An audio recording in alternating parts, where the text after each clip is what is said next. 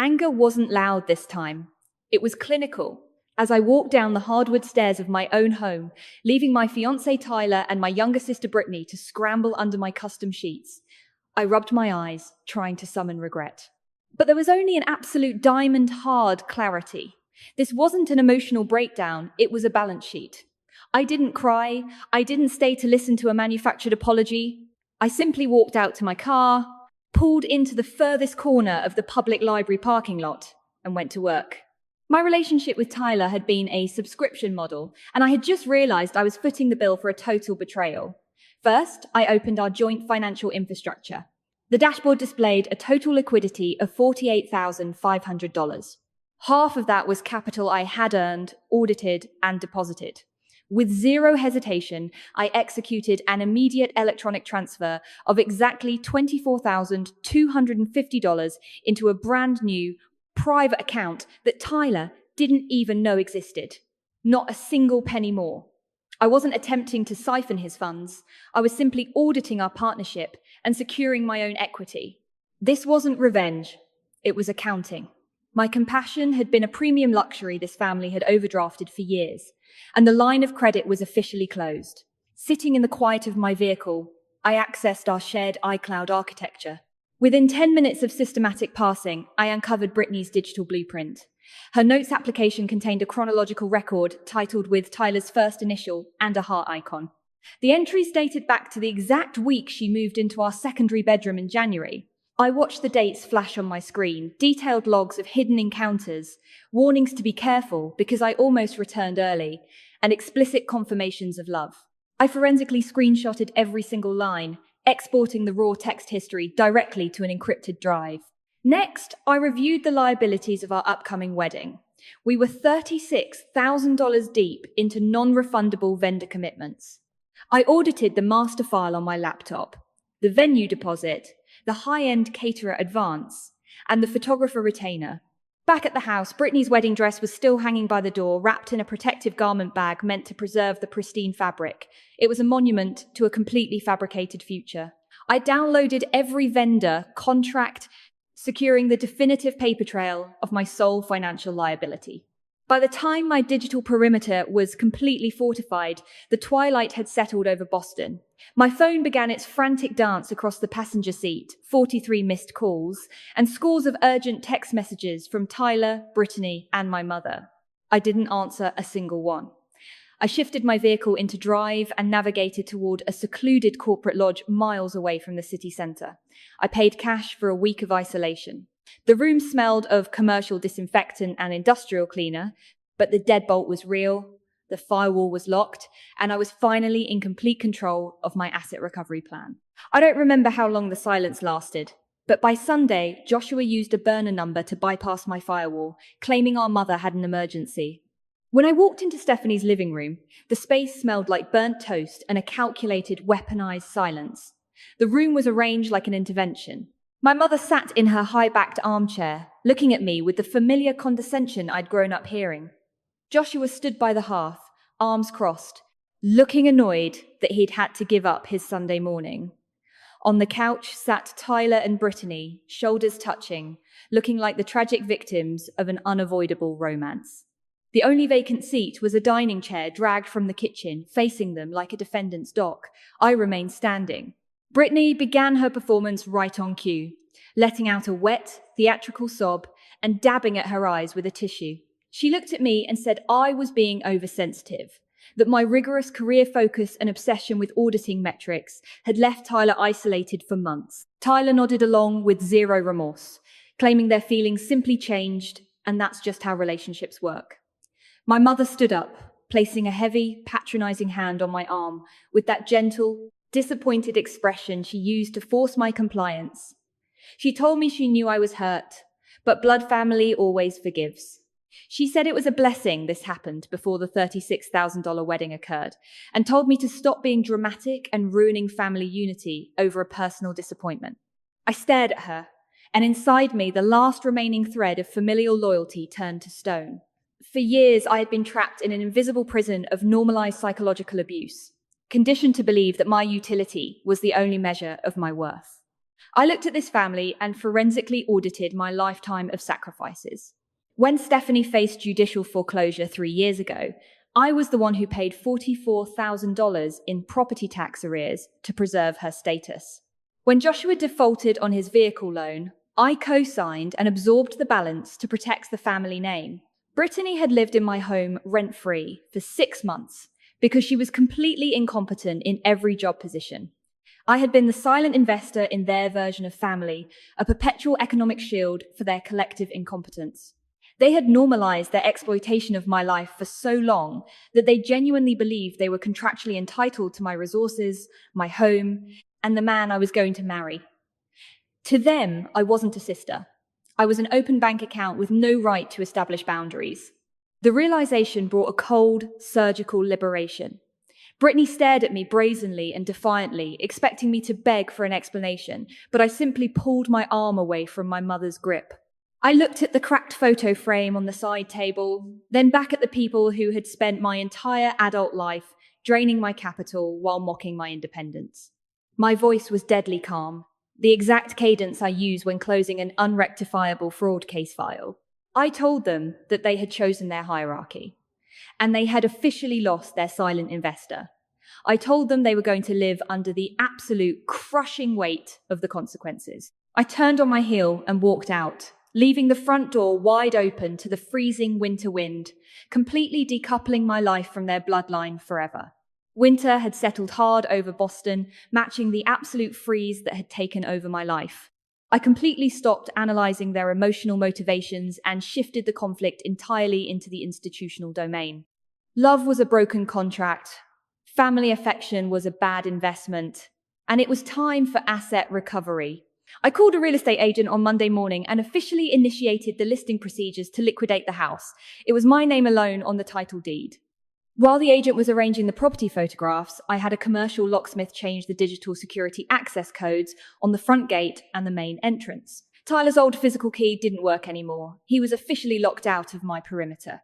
Next, I drafted a formal, certified 30-day notice to vacate and dispatched it to Brittany via restricted mail with signature confirmation. I used precise landlord-tenant legal terminology to terminate our verbal month-to-month arrangement. I didn't leave room for negotiations or dramatic phone calls. I explicitly provided her with a single, highly regulated 2-hour window on Saturday to remove her personal belongings. To prevent any domestic manipulation, I called the local precinct and secured a sheriff's civil escort to stand directly at the curb while she packed her boxes. The wedding logistics left me with a raw deficit of $6,800 in non-refundable deposits, a direct economic hit I was forced to absorb. But I wasn't going to let them walk away from their shared liabilities. I compiled every vendor receipt, our joint bank statements, and the contract agreements bearing our names. I filed 2 separate actions in civil court. The first was a lawsuit against Brittany for exactly $4,200, representing her share of the wedding expenses. The second was a breach of contract suit against Tyler for $8,400. I didn't care about the process timeline. I cared about the systematic execution of consequences. I paid a premium for professional judicial process servers and instructed them to deliver the summonses with calculated, catastrophic public timing. Brittany had managed to secure an assistant spot at a local firm after months of stagnation. The process server walked straight into her main office building during a high-stakes executive presentation and handed her the lawsuit files in front of her managing directors. Tyler experienced an identical structural ruin. The server bypassed security and handed him his breach of contract paperwork directly in the crowded main lobby of his corporate banking department during peak hours, right in front of his vice president and 3 levels of management. They weren't just facing a family squabble anymore. They were facing public court records associated with the phrases unpaid rent and breach of agreement. Their curated professional standing was decimated within an hour. They had spent years assuming my compliance was a permanent resource, but they were about to discover exactly what happens when the forensic ledger catches up to you. The red alert flashed on my screen with a cold, geometric precision. I was executing a comprehensive forensic reconciliation of my personal credit architecture, mapping every outstanding liability, when my system flagged an anomalous hard inquiry. My pulse didn't quicken. My brain simply transitioned into active, investigative parameters. I subpoenaed the underlying digital origination file through my premium bureau access. What surfaced in the ledger left no remaining path to redemption for the villains. They weren't just ungrateful freeloaders operating on a deficit of basic morality, they were actual criminals. Tyler had systematically compromised my personal vault. He had stolen my master corporate credentials, cloned my digital identity, and expertly forged my legal signature as a joint guarantor on a commercial credit application. The line of credit was for exactly $45,000, secured to underwrite a failing high-end fashion boutique that Brittany had quietly launched in downtown Boston. It was a high-risk liability structured entirely on my pristine credit score. But Tyler had made a catastrophic operational error. In his desperate rush to secure funding for his accomplice, he had routed the forged application through a regional lending network that interfaced directly with the internal fraud and anti-money laundering compliance matrices of the global bank, where I had just accepted a remote senior vice president track. The automated system flagged the signature mismatch instantly. As an examiner, I knew exactly how to accelerate the gravity of an institutional audit trail. I didn't call him to demand an explanation. I didn't notify my mother. I quietly pulled the master ledger, the scanned forgery, and the digital access logs showing the exact IP address used to execute the fraud. Tyler and Brittany had spent their entire adult lives under the absolute delusion that their social standing, their comfort, and their lifestyle were invulnerable assets. They had anchored their entire lives onto my silent sacrifices, completely forgetting that their entire universe was an artificial illusion propped up by my financial infrastructure. They possessed an empty wallet, but maintained a millionaire's arrogance, completely blind to the fact that they were merely renting a lifestyle they could never afford on their own merits. Where my corporate contributions were permanently removed, and the fraud alert integrated into the federal banking network, the illusion shattered. The institutional fallout was swift and absolute. I escalated the authenticated evidence file directly to the bank's internal security division. Faced with a smoking gun of digital identity theft and commercial forgery, Tyler's corporate employers moved with surgical speed. They launched an immediate ethical audit and terminated his executive position for gross professional misconduct within 24 hours. His corporate credit cards were deactivated, his corporate access codes revoked, and his name was formally blacklisted from the tri-state financial sector. Brittany's commercial collapse followed an identical trajectory. With the guarantor credentials exposed as fraudulent, the boutique's funding lines collapsed instantly. Her suppliers cancelled shipments, her commercial lease was terminated for lack of verifiable capital, and the local business community rapidly distanced themselves from her impending larceny investigation. They were left holding a broken, bankrupt storefront, crushed by the weight of a system they tried to manipulate. I gathered every ledger, every forged document, and every transaction record, organizing them chronologically into an unassailable forensic archive for the state regulatory board. They had nuked their own future. I was simply auditing the wreckage. The corporate blacklist was absolute, and social ostracization followed them like a shadow. Within weeks, the family's structural arrogance completely collapsed under the weight of their own choices. My mother, Stephanie, and a broken, trembling Tyler managed to track me down to my temporary executive office suite just hours before my final cross-country relocation. The hallway smelled of heavy, manufactured panic as my mother cornered me against the doorway. Her elegant matriarchal facade was totally destroyed, her eyes bloodshot as she clutched at the lapel of my coat. "Please, Kayla, you have to stop this," she openly wept, her voice cracking in the empty corporate corridor. The state regulatory board is moving forward with a criminal indictment against Tyler. Brittany's civil larceny notice is pending, and we cannot secure any commercial refinancing. It turns out the bank is initiating immediate foreclosure proceedings on the family home because of months of hidden defaults. Blood family cannot do this to each other. Please show some mercy and withdraw the forensic documentation. Tyler stood directly behind her, looking like a hollow shell of the man who had occupied my master bedroom weeks ago. 31 years old. completely diminished. His shoulders slumped as he stared intensely at his own shoes, utterly incapable of meeting my gaze for more than a fraction of a second. The power dynamic had flipped completely. The arrogant figures who had sat on the love seat gaslighting my career were now reduced to begging a forensic accountant for their economic survival. I didn't elevate my tone, I didn't scream, and I didn't offer them the luxury of my anger. I simply maintained the absolute, unyielding composure of a corporate auditor closing a terminal, fraudulent account. This wasn't a family dynamic anymore. It was an execution of liabilities. I reached into my leather briefcase and pulled out the physical copies of the finalized civil court judgments against Tyler and Brittany, alongside the official asset liquidation orders for our Boston property. I dropped the documents directly into my mother's trembling palms, followed by the duplicate set of keys to a house that was no longer ours. I looked straight into her eyes, completely devoid of hatred or emotional oscillation.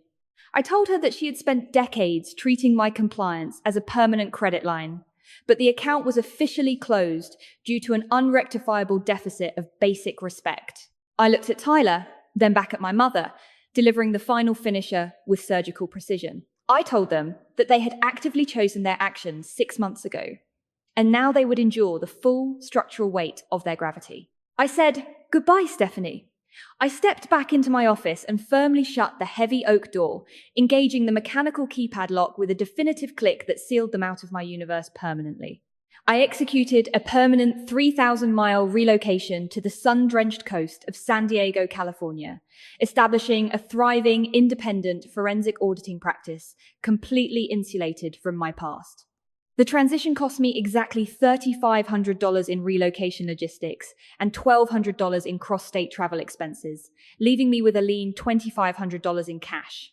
Within 14 months, I found a genuine, deeply reciprocal connection in Caleb, a pediatric speech therapist whose life was built on patience and non-transactional care.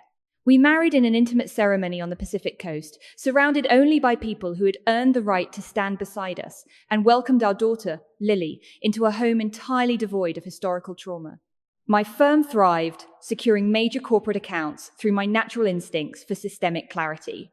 But the final piece of the ledger resolved itself, because Brittany could not leave well enough alone.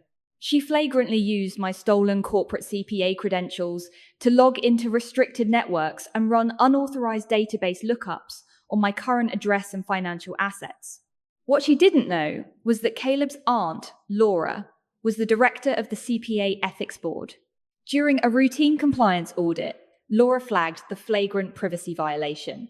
The audit trail spoke for itself, and the board forwarded the data breach to state regulators, ensuring Brittany's professional real estate licenses were permanently revoked alongside a criminal indictment for identity theft. When my family tried to weaponize my mother's early-stage treatable illness at the 42-month mark, sending Joshua to manipulate me back into compliance, I simply text messaged him back, "I hope her treatment goes well.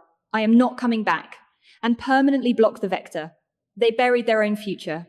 I simply filed the receipts. I've come to realize that the most dangerous lie we are told since childhood is that bloodline requires unconditional self-destruction.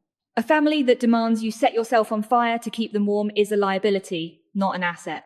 Choosing yourself, changing your locks, and leaving a toxic bloodline to live with the gravity of their own choices is a moral revolution, not a sin. You do not owe your life to people who only value you when you are useful. True closure isn't a loud, destructive confrontation. It's the quiet, unyielding piece of a boundary that can never be breached again. Forgiveness isn't always for the other person. Sometimes it's the only way to set yourself free from a ledger that will never balance. If you find yourself in a similar situation, sitting in the dark of your own room and wondering why your loyalty was met with betrayal, remember that your worth was never up for negotiation. Sometimes the greatest gift people can give you is their rejection, because it forces you to build a sanctuary of your own design. Today, I stand on the balcony of our San Diego home, holding Lily against my shoulder while Caleb cooks breakfast inside. The morning fog has lifted entirely over the Pacific, and my phone remains beautifully, immutably silent. If this architecture of resilience gave you the strength to stand tall against manipulation, please consider liking and sharing this video with someone who needs the courage to walk away. Drop a comment below with your own hard-earned truth and subscribe to join our community of strength. I read every single one.